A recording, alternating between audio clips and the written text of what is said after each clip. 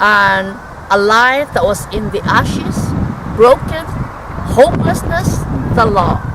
But he's here to share with all of us that it is never too late to change, that there is power in the name of Jesus. And I am so blessed, so honored to be able to sit down with Neil and to just talk to him about his life, what he's doing now, where he's been, and what he's doing now.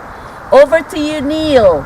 Okay, thank you, Stephanie. By the way, I do love your scarf and your matching wrist. Thank you. Band. Hi. My name's Neil Roddy, and my ministry's called Kneel, Kneel, and I'm basically a solo acoustic artist.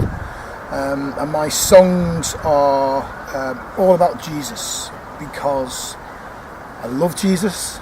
Jesus has changed my life in ways that it's really difficult to explain unless you know me. Unless you really know me, you know who I was and where I come from and what I am today, and to have seen the change. Tell us about that. I grew up a normal kid in a working class family in Chester. My dad was hard working, my mum worked, they provided for us, they put food on the table, we went to a normal school. Round about the age of 13, 14, I started experimenting with drugs. Right. Why was that? Why? What drove you to do that? It's difficult to pinpoint. It really is. It's difficult to actually say why. It could have been the culture I was around. It could have been the music I was listening to at the time. It could have been, people that I knew that were into the same scene. Right. Were your friends into drugs? I was the youngest of four children. I had two brothers and a sister, and both my brothers got into the drug scene as well early on. Right. So it's almost like a kind of, it was a progression. I followed that sort of path, Right. And it all seemed very cool at first, very innocent, smoking cannabis, playing isn't it music. though? That's always how it starts. Everything seems to be. Well, you can never the devil get is cunning. Yeah. And he is. I don't want to give him any glory. No, he has none. That's right. He's that's defeated. Right. Yes. He has victory. Yes. But his ways and his schemes, if you don't know the Lord, his schemes and his ways can entice you and trap you. Yeah. So what happened then? Well, like I say, it started off just smoking that cannabis. Before I could really understand what was going on, several years into it, I was addicted to heroin.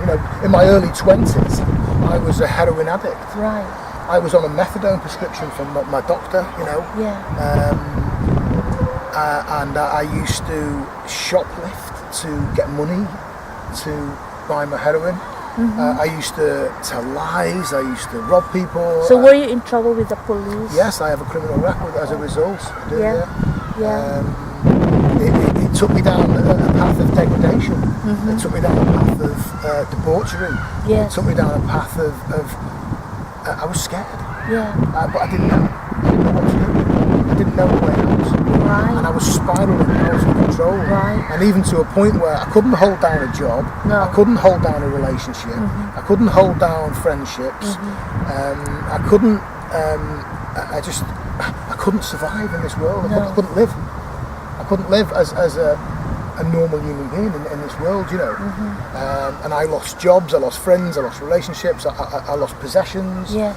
Not that possessions really mean anything, but I would sell stuff to buy heroin, Right. I would sell other people's stuff to buy heroin,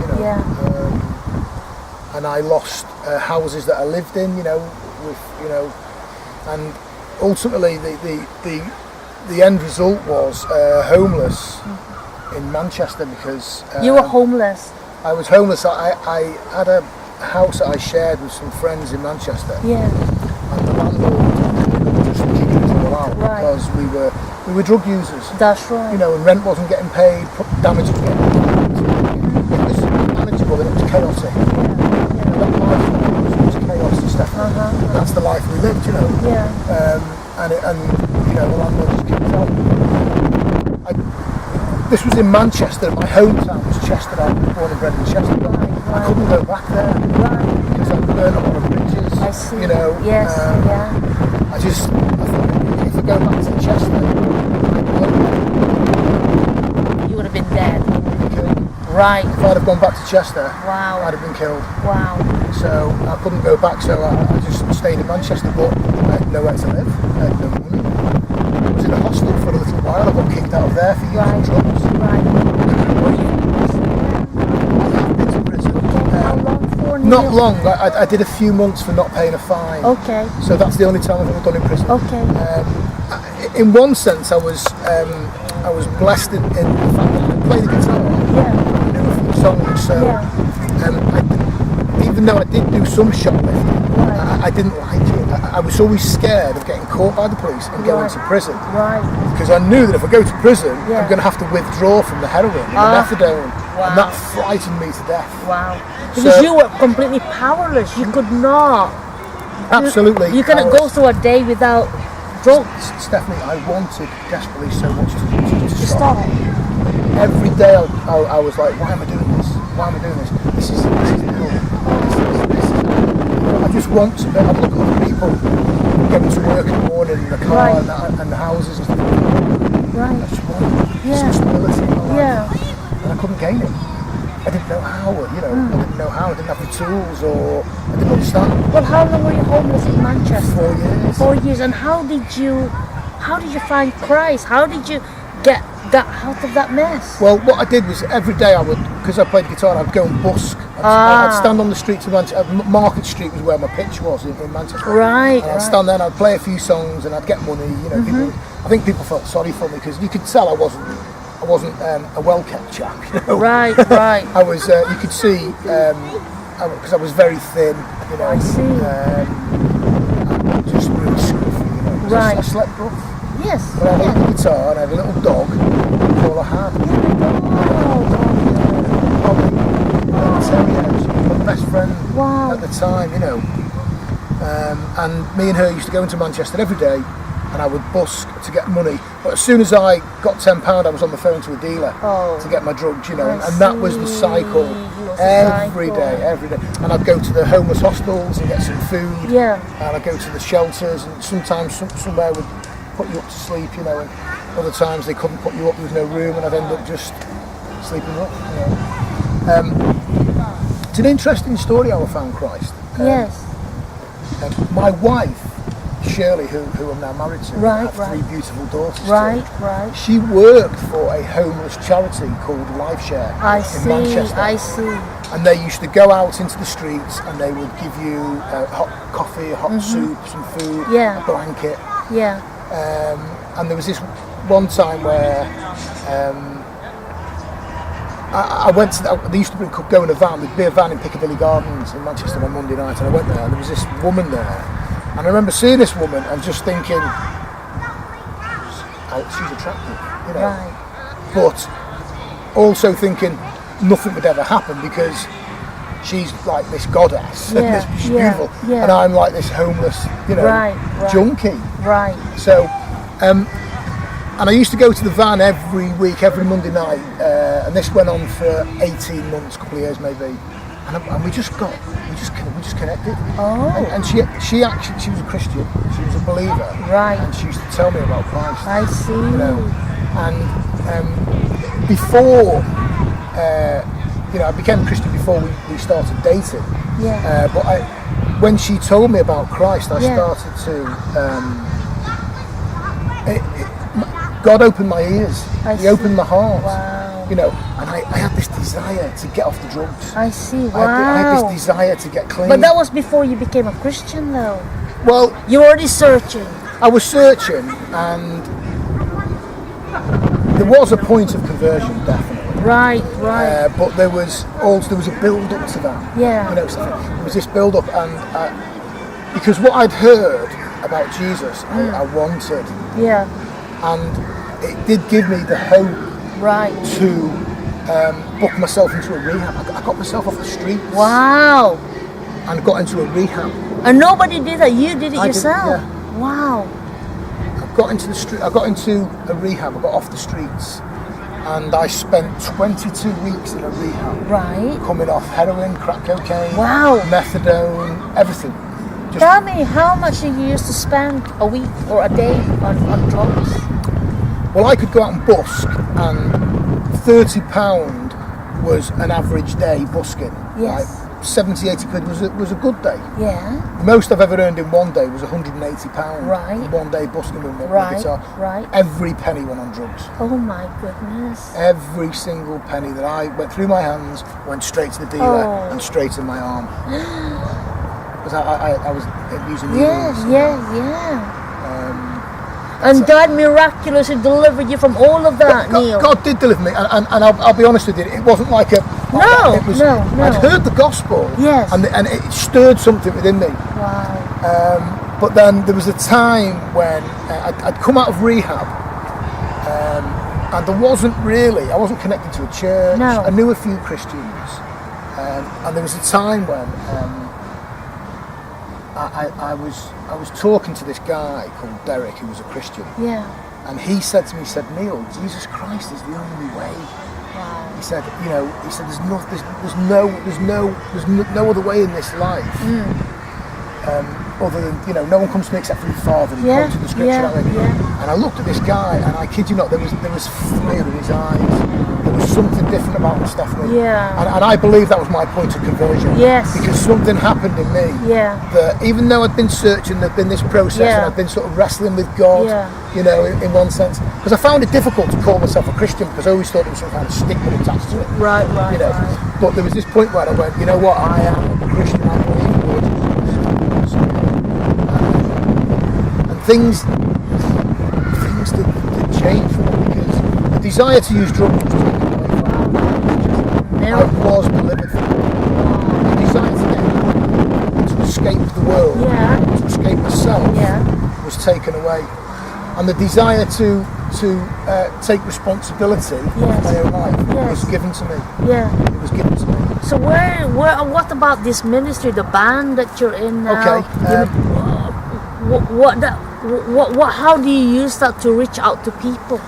Well, growing up, I was always into punk music. Right. I was always into music. I loved all kinds, and I played a bit of guitar. Right. And when I first got clean and got off drugs, I actually left the guitar alone for a while, because I thought it was some kind of link back into the underworld, if you like. Because of the music I used to listen to and a lot of the lyrics. I saw it as some kind of stumbling block, maybe. Mm-hmm. So I left it alone for a while. But then I felt like God gave it me back one day, because when I joined a church, I'd been at the church for a year or so. Right.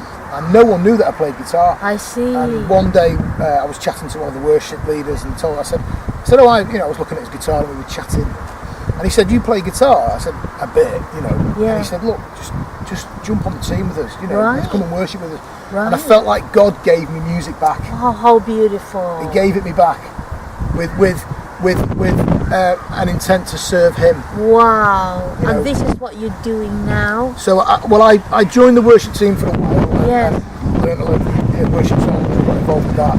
But then I started writing again, and I started writing, and my lyrics were about Jesus. Wow. Because I wanted to reach people through my music about with the gospel. Yeah.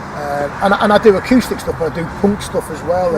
And the desire was because there's a lot of people out there who probably would not walk into a church. No. Because of the way they look. Because they're punk. Exactly. They would be intimidated by a big building and a car park full of BMWs or something, like a middle class church. Yes. I'm not saying all churches are like that, but I think a lot of people would be intimidated to walk into that kind of culture, if you like. Yeah. So I just thought, let's take it out to them. Yes. Let's take the church to them. Wow. And I've seen salvation. Praise the Lord. The Lord has used myself, my ministry, my music, and to reach out to these young people, well, not just young people, but to everybody who's into this dark music, metal, heavy rock, death all metal, these things, gangster rap. It is dark, Stephanie. Yeah. It is dark. And God is using you to reach out to them.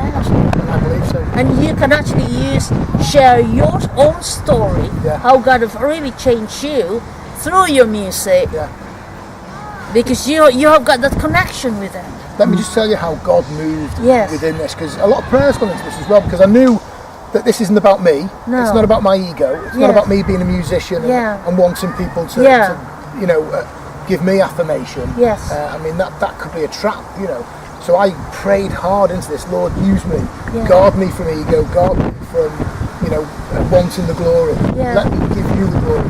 And I got a phone call one night from a friend of mine who's a pastor. And he said, Neil, he said, I really need a worship leader for tomorrow. He phoned me on a Saturday night. Right. He said, I'm holding a service in a prison, Thorncross Prison in Warrington. He said, I'm holding it tomorrow and I've got no worship leader.